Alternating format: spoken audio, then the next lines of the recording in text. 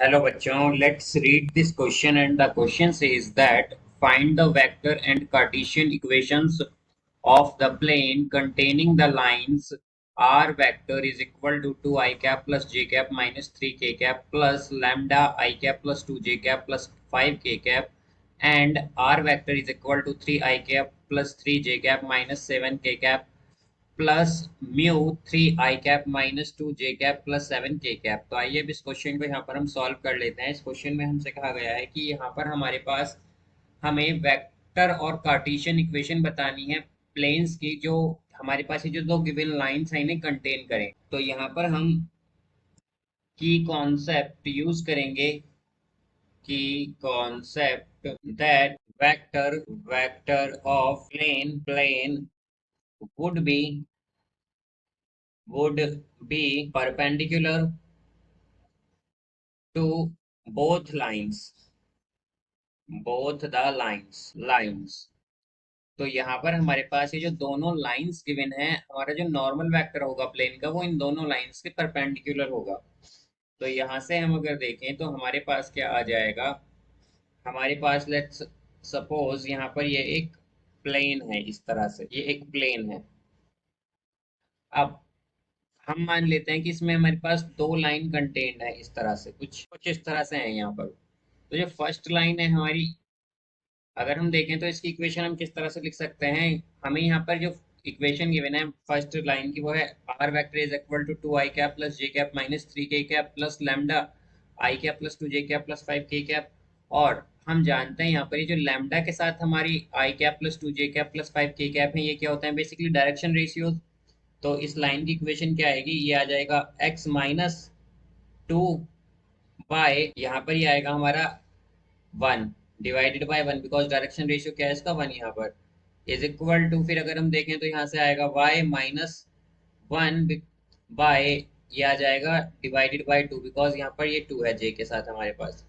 Then फिर ये आएगा हमारे पास z प्लस 3 डिवाइडेड बाय 5।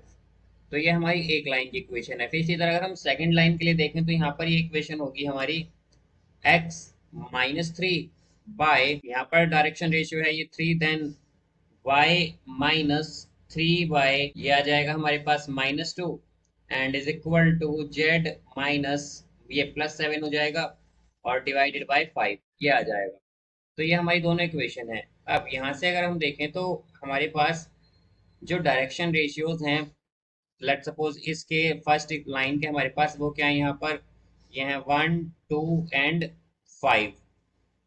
और अगर हम बात करें सेकंड के लिए तो इसके हमारे पास डायरेक्शन रेशियोज क्या हैं, ये है 3 -2 और 5, जैसा कि हम लाइन की इक्वेशन से देख सकते हैं।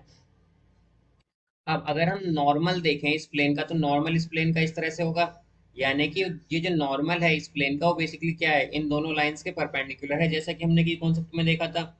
तो हम अगर इन दोनों लाइंस का जो डायरेक्शन रेशियो है उसका क्रॉस प्रोडक्ट निकालें तो वो क्या आएगा, वो इस इनके परपेंडिकुलर आएगा। जैसे कि हम जानते हैं कि क्रॉस प्रोडक्ट क्या देता है, यहाँ पर परपेंडिकुलर वेक्टर आ जाएगा उससे हमारा।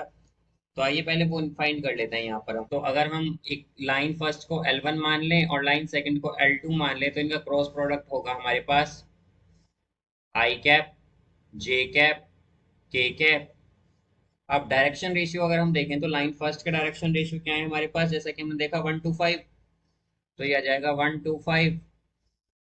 सेकेंड लाइन के डायरेक्शन रेशियो है 3 - 2 5 यहाँ से अब अगर इसे हम R1 के अलॉन्ग एक्सपेंड कर ले तो ये आ जाएगा आई कैप इंटू 10 + 10, फिर आएगा यहाँ पर minus J cap 5 - 15 and plus के कैप, और ये हो जाएगा हमारे पास -2 -6।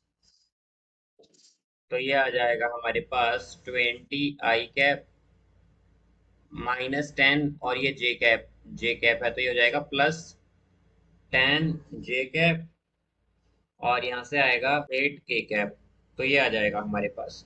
अब अगर हम देखें तो हमारे पास जो डायरेक्शन रेशियोज होंगे बेसिकली नॉर्मल के, तो वो क्या आ गए हैं यहाँ पर, वो है हमारे पास D Rs of plane. Because ये जो हमने वेक्टर फाइंड किया है ये परपेंडिकुलर है हमारे पास लाइंस के, और अगर ये लाइंस के परपेंडिकुलर है तो बेसिकली क्या है, प्लेन की यहाँ पर ये नॉर्मल मिल गई है हमें, तो प्लेन के डायरेक्शन रेशियोज क्या आ गए हैं हमारे पास, 20, 10 और -8। तो यहाँ से अब अगर हम देखें तो हमारे पास ये जो फर्स्ट लाइन है ये पास करती है बेसिकली पॉइंट 2, 1, -3 से, अगर हम देखें तो 2, 1 और -3 से। और जो सेकंड लाइन है ये हमारी पास करती है पॉइंट 3, 3, -7 से। तो अगर हम देखें कि हमारी दोनों ही ये पॉइंट कहाँ लाई करेंगे, प्लेन में ही लाई करेंगे, तो हम क्या कह सकते हैं कि हमारे पास जो प्लेन की इक्वेशन होगी वो होगी यहाँ से आर वेक्टर इनटू, या डॉट प्रोडक्ट आएगा इसका, 20 डायरेक्शन रेशियोज क्या है हमारे पास, 20, 10, -8, तो आ जाएगा 20 आई कैप माइ +10 जे cap and J cap and -8 के कैप। और ये इक्वल होगा हमारे पास 2 i कैप, बिकॉज लाइन कहाँ से पास कर रही है हमारी, ये पास कर रही है 2, 1 और -3 से, जैसा कि हमने लिया था। तो हमारा यहाँ पर हम इसे प्लेन के उसमें ले लेंगे, तो ये आएगा 2 i कैप माइनस, ये plus actually plus j cap, और यहाँ पर ये आएगा -3 के कैप। और इनटू में डायरेक्शन रेशियोज ऑफ प्लेन, तो ये आ जाएगा 20 i कैप +10 जे कैप -8 के कैप। तो इसे अगर हम सॉल्व कर लें तो यहाँ से आएगा r vector dot 20 i cap +10 J cap -8 के कैप इज इक्वल टू, यहाँ पर हम इसे सॉल्व करेंगे तो ये आ जाएगा हमारे पास 40 +10 एंड माइनस, यहाँ माइनस माइनस प्लस हो गया 24। तो ये हो जाएगा r vector dot 20 i cap +10 J cap -8 के कैप, और ये इक्वल होगा 74 के। और यहाँ से हम अगर देखें तो हमारे पास यहाँ पर हमने यहाँ पर बेसिकली एक फॉर्म यूज की थी, जैसा कि हम जानते हैं कि हमारे पास R vector dot N vector जो है ये इक्वल होता है, एन वेक्टर बेसिकली यहाँ पर ये नॉर्मल वेक्टर होता है हमारा। आर डॉट एन वेक्टर जो है हमारा ये किसके इक्वल होता है, ये इक्वल होता है ए वेक्टर डॉट एन वेक्टर के।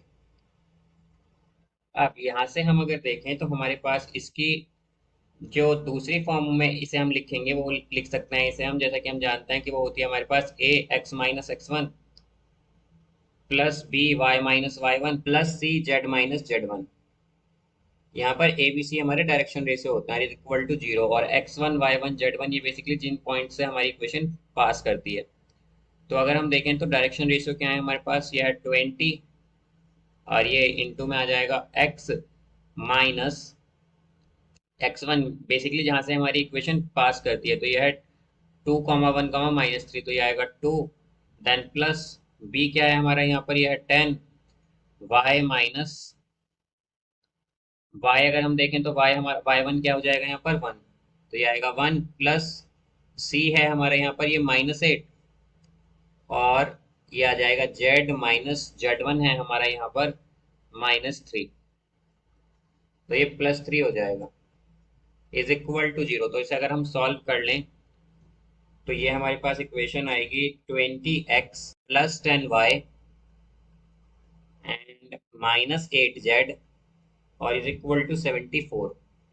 तो ये हमारे पास दोनों फॉर्म हो गई हैं प्लेन की। So I hope you understood it well, best of luck, thank you.